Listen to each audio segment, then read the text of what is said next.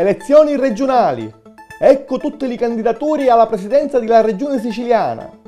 Politica italiana. Nasciu lo partito di Lumonti bis.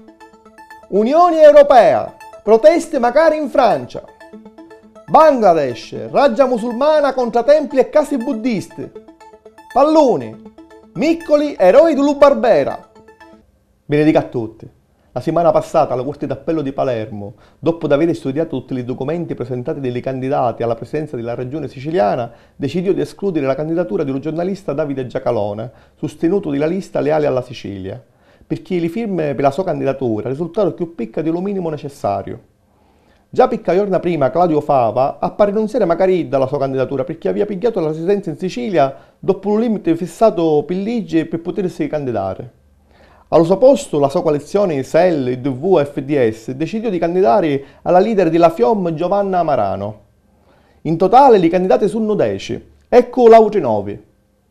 Giancarlo Cancelleri per il Movimento 5 Stelle, Rosario Crocetta per PD, UDC e API, Cateno De Luca per Rivoluzione Siciliana, Giacomo Di Leo per il Partito Comunista di Travagliatura, Mariano Ferro per il Popolo di Forcuna, Fronte Nazionale Siciliano, Gianfranco Miccichè per il Partito dei Siciliani, Grande Sud e FLI, Nuovo Polo per la Sicilia.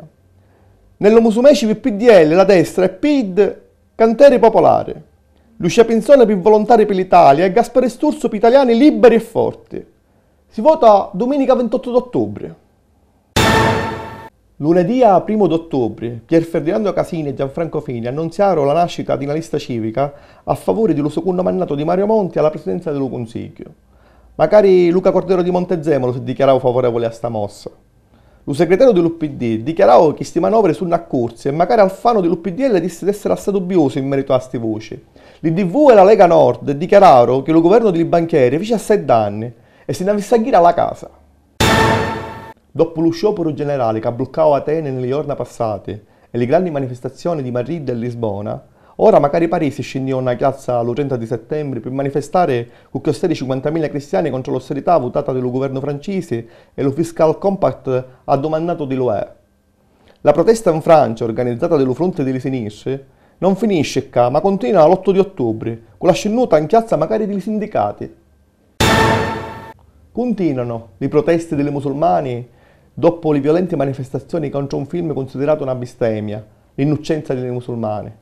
Il 29 e 30 di settembre migliaia di musulmani infatti dettero fuoco a 11 templi buddisti e a centinaia di case nella città di Ramo e nei villaggi vicini, nello Bangladesh, a circa 350 km dalla capitale Dhaka, dopo la pubblicazione in Facebook di una foto considerata offensiva di un Corano che stava bruciando.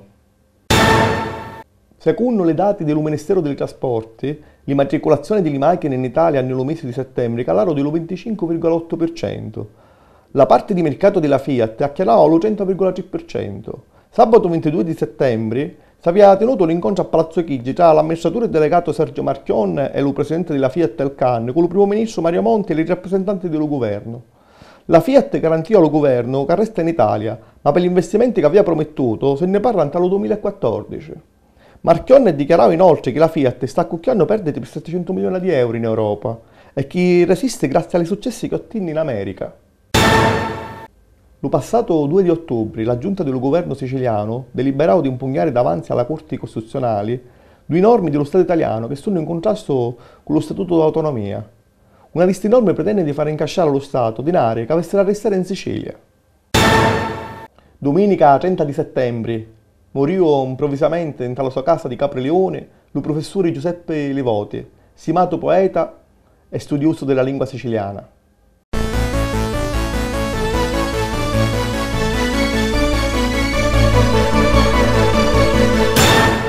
Pallone. Domenica 30 di settembre lo Palermo vince la sua prima partita della stagione, sconfiggendo in casa la squadra dello Chievo con il risultato di 4-1. L'eroe della partita fu il capitano Fabrizio Miccoli che fece una tripletta e procurò l'assist per il gol di Giorgi. Memorabile il suo quarto gol che arrivò dopo un tiro a volo di oltre 40 metri. Luchievo si aveva illuso dopo che Rigoni aveva segnato la rete dell'Uparaggio nel primo tempo, ma nel secondo tempo Fabrizio Miccoli abbatté definitivamente tutte le speranze delle veronesi.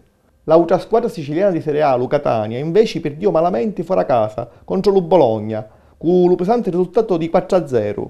ma anta la classificazione ave lo doppio delle puntate di Palermo. Palloni, Lega Pro, prima divisione, girone A. La passata domenica lo Trapani battio per 3-0 dentro casa la squadra di palloni piemontesi di Lucuneo. Con questa vittoria la squadra siciliana, dopo 5 partite giocate, si trova al terzo posto con 9 punti, a 6 punti della prima, lo Lecce. L'autori delle 3 reti furono Madonia del Riore, Basso che segnava lo secondo e Mancoso che firmava l'ultimo gol. Scandalo scommesse, magari in la pallamano, succedeva a Parigi, in Francia, dove lo passato 30 di settembre la polizia interrogava a fine partita 8 giocatori di Montpellier, decidendo di portare insieme a 5 diti alla caserma. Tra questi magari Nicola Karabatic, riconosciuto di tutti come lo meglio giocatore dello mondo. Di fatti si riferiscono a una partita della stagione passata. Lo Montpellier scendeva in campo con lo titolo già vinciuto e la perdiò.